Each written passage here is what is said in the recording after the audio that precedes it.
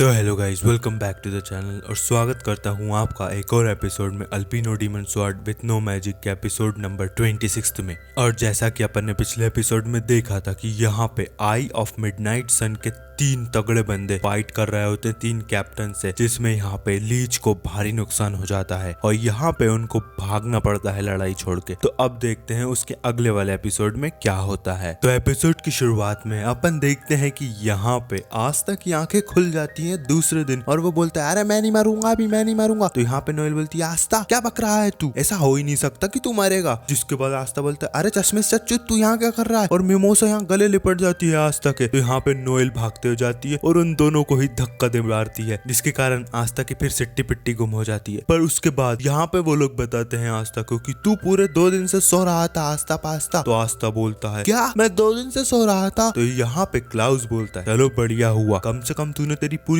ताकत तो लगा दी उस लड़ाई में और जीत भी गए एक तरीके से। और जिसके बाद यहाँ पे आस्था बोलता है धन्यवाद मिमोसा, तुमने मुझे हील करके ठीक कर दिया। पर मिमोसा बताती है कि मैंने कुछ नहीं करा, तुम्हारी देख रेख तो क्लाउस ने करी है। जिसके बाद क्लाउस बताता है यहाँ पे वो सब तो बात की बात है, थैंक यू आस्था कि तुमने उन सारे के सारे बच्चों को नेज से बचा लिया है और नेज को अभी इंट्रोगेट कर रहे हैं हेडक्वार्टर्स में, क्योंकि उसके कोई कनेक्शन हो सकते हैं मिडनाइट सन के साथ, पर उसको बाद में कोई भी दिक्कत नहीं होगी अगर वो सही बंदा है तो। पर जिसके बाद हम देखते हैं यहाँ पे क्लाउस बोलता है अगर मैं आस्था की जगह होता तो उनको उन चोरों को कभी भागने नहीं देता। तो यहाँ पे आस्था बोलता है अबे ओ तू क्या समझ रहा है, मैं तुझसे ज्यादा स्ट्रॉन्गर हूँ फिर भी। तो यहाँ पे क्लाउस बोलता है अबे तू जा, मैं तेरे से ज्यादा स्ट्रॉन्गर हूँ। और आस्था और क्लाउस एक साथ बोलते हैं मैं तुझसे ज्यादा स्ट्रॉन्ग हूँ और एक दिन मैं ही बनूंगा विजार्ड किंग। और दोनों इस साथ में बोल के हाँ हूँ कर रहे होते हैं। पर जिसके बाद हम देखते हैं दूसरे सीन में कि यहाँ पे बूढ़ी अम्मा वो भी इंजरी से ठीक हो चुकी होती है और गाउच और वो बात कर रहे होते हैं और गाउच यहाँ बहस कर रहा होता है हर बार की तरह की तेरे को पेटी बना दूंगा बुढ़ी अम्मा। तो यहाँ पे वो बुढ़ी अम्मा बोलती है साले बहन के भाई तेरे को शर्म नहीं आई, अभी भी मेरे को चोट लगी है और तू किस तरीके से बात कर रहा है। यहाँ पे गाउच बोलता है अबे मुझे कोई फर्क नहीं पड़ता, पर चलो ठीक है, मुझे अच्छा लगा ये देख के कि तुम ठीक हो गई। और वो ये इसलिए बोलता है ताकि मारी उसको शाबाशी दे कि बड़े भैया बहुत बढ़िया काम करा, शाबाशी लेने के लिए बिल्कुल खड़ा हो जाता है। पर इतने में वहाँ आस्था टपक जाता है और आस्था बोलता है और भाई लोग कैसे हो। तो मारी जाके आस्था के गले लपट जाती है और यहाँ पे गाउच की सिट्टी पिट्टी गुल और गाउच फिर पत्थर का बदल जाता है। और जिसके बाद यहाँ पे गाउच बोलता है साले तेरे को तो अब मारना ही पड़ेगा, तू फालतू जिंदा बच गया। तो यहाँ पे आस्था पूछता है दादी अम्मा कैसी हो तुम। तो यहाँ पे दादी अम्मा बताती है अरे मैं तो बढ़िया हूँ बच्चे, पर मैं यहाँ पे सिस्टर लिली को बताऊंगी तो तूने क्या कारनामा करके दिखाया है। तो यहाँ पे आस्था सोचता क्या क्या क्या सिस्टर लिली को बताओगी, फिर मैं सिस्टर लिली से शादी कर लूंगा। और जिसके बाद हम देखते हैं नोएल उसको बुलाने आ जाती है, पर आस्था बोलता है अभी हमको एक और काम है नोएल, चलो चलें। और जिसके बाद वो पहुंच जाते हैं रेबिका के यहाँ और रेबिका के यहाँ पे सब कुछ होते हैं। रेबिका ने बहुत सारा खाना बनाया हुआ होता है और यहाँ पे नोएल सोच रही थी क्या आस्था को सच में ऐसे लोग पसंद है जो खाना बना सकते हैं। और जिसके बाद यहाँ पे मार्को आस्था का रोब आस्था को वापस दे देता है, पर वहीं रेबिका सोच रही होती है कि क्या आस्था को ऐसे लोग पसंद है जो उसके साथ मिलकर लड़ सके, और यह सोचकर वो पप्पी दे डालती है आस्था को। और जिसके बाद वो बोलती है आस्था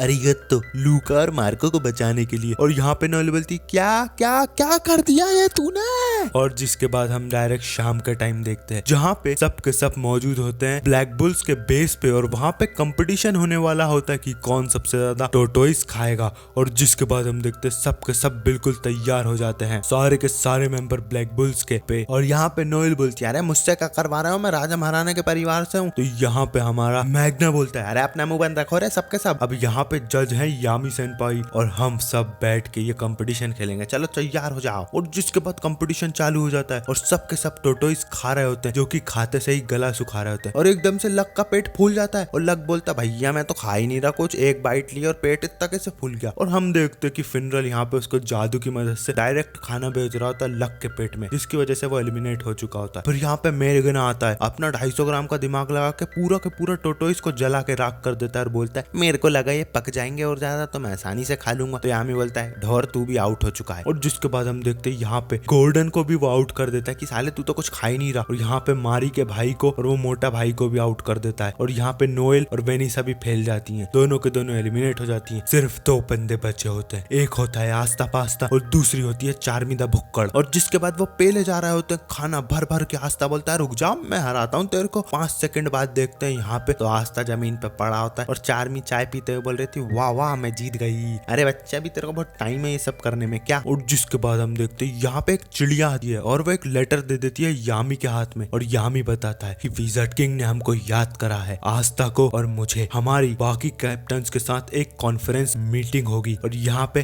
तेरे को भी चलना है। आस्था पास्ता जल्दी से कपड़े लत्ते बांध ले। और उसके अगले सीन में हम देखते हैं यहाँ पे जूलियस विजार्ड किंग के पास। यहाँ पे विजार्ड किंग का असिस्टेंट मार्क बताता है विजार्ड किंग अब क्या करना है। तो विजार्ड किंग बोलता है सब कुछ आस्था ही करेगा, आस्था ही हमारे सारे के सारे राज खोलेगा कि कौन मिला हुआ है आई ऑफ मिडनाइट सन के साथ और हमें धोखा दे रहा है इस किंगडम में रह के। और जिसके बाद हम देखते हैं वहाँ पे यामी और आस्था पहुंच जाते हैं विजार्ड किंग के महल के बाहर और वहाँ पे उनका स्वागत कर रहा होता है विजार्ड किंग का असिस्टेंट मार्क। यहाँ पे मार्क्स बोलता है ओह तुम हो यामी सुखेरे और तुम हो आस्था। तो आस्था पूछता है अरे तू कौन है। तो वो बताता है मैं ही वो बंदा हूँ जिसने तुमको बुलाया है। और यहाँ पे यामी बोलता अरे मशरूम सी शकल के क्या काम है जल्दी बोल। और जिसके बाद आस्था ही बोलता है हाँ मशरूम सी शकल के बताना क्या काम है। तो यहाँ पे वो बोलता है अरे मेरा नाम मशरूम सी शकल का नहीं है मार्क्स है और यहाँ पे विजार्ड किंग ने तुमको बुलाया है और यामी तुम बाकी कैप्टन्स के साथ कॉन्फ्रेंस रूम में जाओ और आस्था तुम मेरे पीछे आओ। और जिसके बाद हम देखते हैं यहाँ पे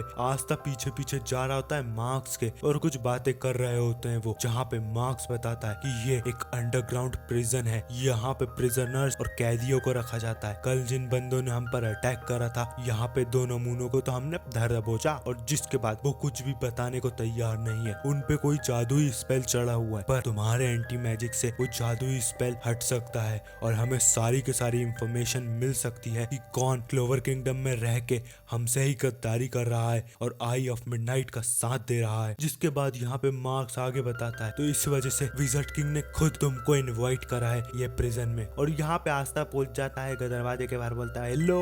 तो यहाँ पे विजार्ड किंग बोलता है अरे अरे आस्था मुझे माफ कर दो, मैंने तुमको इस समय यहाँ बुलाया जबकि तुम कितना तगड़े में लड़े कल। पर मेरे को एक बात तो बता आस्था कि कैसा टाइप का मैजिक था उन आई ऑफ मिडनाइट सन वालों के पास। एक के पास कॉपी मैजिक था, एक के पास बीस्ट मैजिक था और एक के पास फायर वाला सेलेमेंडर स्प्रिट मैजिक था। मेरे को तो मजा ही आ जाता मैं देखता तो यहाँ पे मार्क्स आके बोलता है अरे अरे भाई साहब अभी काम कर लो पहले। तो जिसके बाद विजार्ड किंग बोलता है अच्छा अच्छा सॉरी, चलो आस्था क्या तुम मेरी थोड़ी मदद करोगे। तो आस्था बोलता है अरे बिल्कुल। तो यहाँ पे वो कैदी सोच रहा था भाई ये तो वही बच्चा है ना एंटी मैजिक वाला, क्या करेगा, क्या हमारा स्पेल तोड़ देगा जो हमको बचाए रखा है अभी तक। और जिसके बाद आस्था हंस रहा होता है हे और जाके ठोक देता है एक एक तलवार दोनों कैदियों के खोपड़े पे। और जिसके बाद मार्क उसका मेमोरी जानने वाला मैजिक यूज करके पूरी के पूरी काला चिट्ठा खोल देता है उनके दिमाग का और सारी के सारे इंफॉर्मेशन जानने की कोशिश कर रहा होता है उसके क्वेश्चंस के अनुसार। और उसका मैजिक कुछ इस प्रकार रहता है कि वो किसी का भी दिमाग कंट्रोल के उसका पूरा दिमाग पढ़ सकता है फेस टू फेस। और जिसके बाद हम देखते हैं यहाँ पे कॉन्फ्रेंस रूम में सारे के सारे मैजिक नाइट बैठे हुए होते हैं और बतिया रहे होते हैं, जहाँ पे प्रेइंग मेंटेस बोलता है अरे हैम सी शकल के तेरे को तो बीच में से चीर देना चाहिए और तू क्या उन बच्चे लोगों से लड़ रहा था, दम हो तो आई ऑफ मिडनाइट सन के आके लड़ता। पर्पल ऑर्का का कैप्टन भी हंस रहा होता है और यामी बोलता है मेरी प्यारी नई नई तलवार, इसकी किस्तें देने में 10 साल लग जाएंगे। और जिसके बाद बोलता है यामी अरे ओ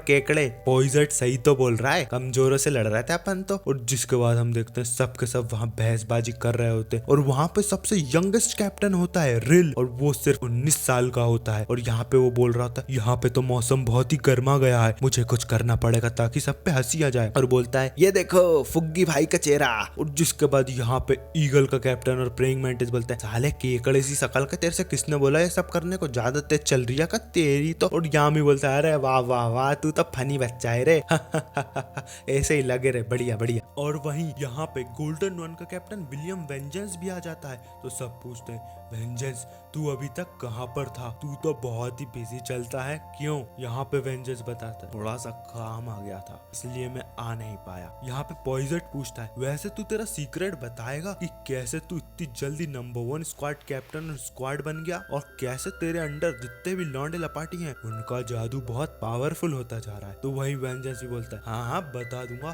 पर पहले तू ये बता कि तूने इतना सारा पैसा कैसे कमाया, बताएगा क्या मुझे? तो यहाँ पे यामी बोलता है हाँ हाँ मुझे भी तुझ पे डाउट हो रही है, तू इतना पैसा कमा कैसे लगता है साले गेंडी सी शकल के। और जिसके बाद पोइजन बोलता है साले किसको बोल रही है गेंडी सी शकल के। पर सारे के सारे कैप्टन यहाँ सवाल पूछ रहे होते हैं वेंजेंस से कि तू उस दिन रैंकिंग वाले दिन भी नहीं आया था, आज भी इतना लेट, तेरा बिजनेस कभी खत्म क्यों नहीं होता, तेरा काम हमेशा ही क्यों चलता रहता है। पर वहीं हम देखते वहां पे गर्मा गर्मी छिड़ जाती है तो रिल वापस सोचता है कि वापस से कुछ तगड़ा करता हूँ फनी फनी। तो यहाँ पे ईगल बोलता है तूने वापस से कुछ हरकत करी ना तो तेरी पेटी बना दूंगा साले कछुए सी शकल के। और यहाँ पे वो चोटी बना रहा होता है ईगल की तरह ही और बोलता है यार ये तो बड़ी मुश्किल है, तुम कैसे बनाते हो चोटी अपनी भाई। तो यामी फिर हंस पड़ता है हा तू तो सच में ही फनी है यार। और जिसके बाद वहां पे फिर गर्मा गर्मी छिड़ जाती है 2 सेकंड बाद, क्योंकि यामी बोलता है कि क्यों वेंजेंस तू भी कहीं लाइट मैजिक तो यूज नहीं करता। यहाँ पे वेंजेंस बोलता है हाँ करता हूँ, क्या हुआ। और उस गर्मा गर्मी में वापस से रिल फनी चेहरा बनाने की कोशिश कर रहा होता है और यामी का ही बना लेता है। तो यामी बोलता है तेरी भैंस की पूछ साले तेरे से मना कर रखा है ना, ज्यादा तेज चल लिया तू, अमीर है तो क्या ज्यादा ही तेज चलेगा साले, इतना मारूंगा ना भूल जाएगा, चड्डी में मुद्द देगा यहीं खड़े खड़े। और जिसके बाद हम देखते हैं वहां पे एक कैप्टन डॉर्थी भी रहती है, वो सो रही होती है। तो यामी बोलता है और क्या है रही तू तब से सो रही है,